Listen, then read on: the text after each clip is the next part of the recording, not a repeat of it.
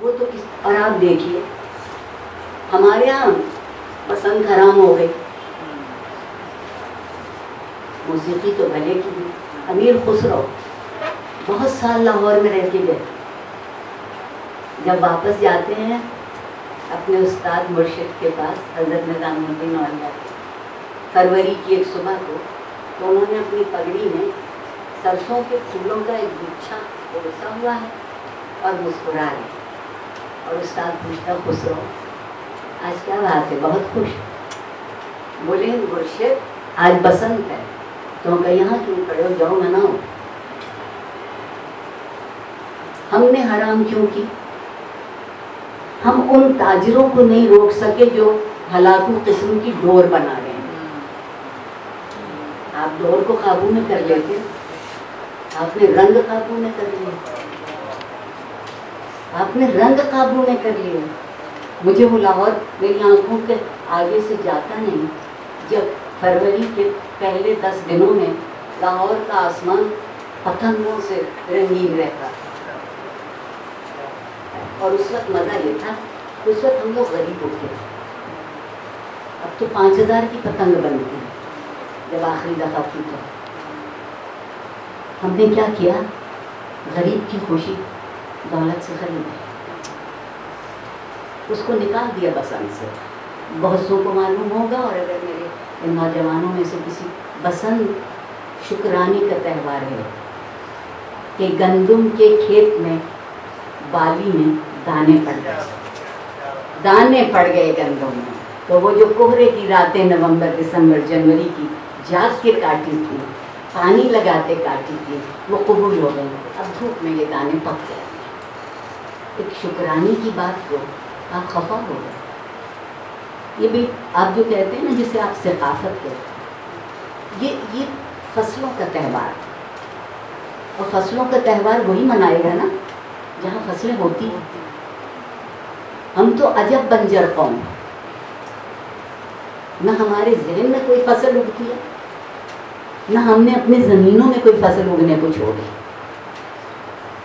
پاکستان گندم درآمد کرے، شرم کی بات. ہمارے ہاں شکر یا چینی مہنگی ہو، افسوس کی. وہ گنا بہترین پیدا کر کے ٹرک پہ لاد کے بھیجتا ہے، اور وہ وہاں 15 دن کھڑے رہتے ہیں. جس قیمت پر حکومت خریدتی ہے وہ تو ایک الگ بات رہی. اور کیوں کہ وہ اس لیے اس کو کھڑا رکھتے ہیں کہ دھوپ میں گنے سوکھ جائیں گے، تلیں گے تو وزن کم رہ جائے. آپ بدنیتی ڈھونڈیے گا، چلیے کہاں کہاں ڈھونڈے. اس لیے میں یہ سمجھتی ہوں کہ بھول جائیے کہ آپ کا کون حکمران ہو. سچ میں آئیے میں اور آپ عہد کریں کہ ہماری زندگی کو راستہ سوائے ہمارے کوئی اور نہیں دکھا سکتا. آپ سب یہاں بیٹھے ہیں، جن گھروں سے آئے ہیں، جن آنگنوں میں پلے ہیں، ان کا مسئلہ آپ سے زیادہ کوئی اور جان سکتا ہے. مگر ہم میں سے ہر شخص یہ ثابت کرنا چاہتا ہے کہ اسے کوئی مسئلہ ہی نہیں ہے. کرسٹوف ایک فرینچ تاریخ دان ہے پاکستان پر، انہوں نے بہت کتابیں لکھی. اور پچھلے سال میری ان کی ملاقات کی تو کہنے لگی عارفہ یہ تم لوگوں کا کیا رویہ ہے کہ تمہاری زندگی سے کبھی معلوم نہیں ہوتا کہ تمہارے یہاں کوئی مسئلہ ہے. کیا واقعی ہماری زندگی میں کوئی مسئلہ نہیں ہے؟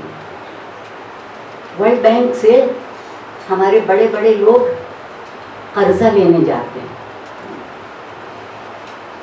اٹیلین برانڈڈ سوٹ پہنتے ہیں، انتہائی قیمتی گھڑی باندھے ہیں، اس ٹائی کی قیمت، اور میرا خیال ہے ملکہ بھی بہوش ہو جائے گی. پرنس فلپ نے کہا کہ میں وہ ٹائی خریدتا ہوں، 5,500 پاؤنڈ ہے. لطیفہ نہیں.